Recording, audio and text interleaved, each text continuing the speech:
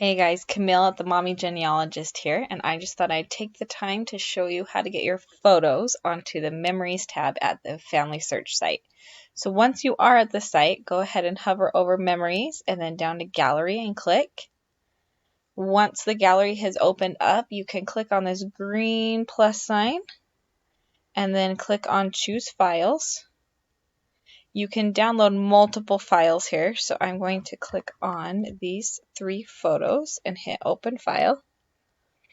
Once they are downloaded, I can click on them and tag the people in the photos. Now this is important because that's the only way they show up on that person's personal page. So you click on their face and make sure that their face is in the box, and you type in who it is, click on their name, and there you go. You're all done.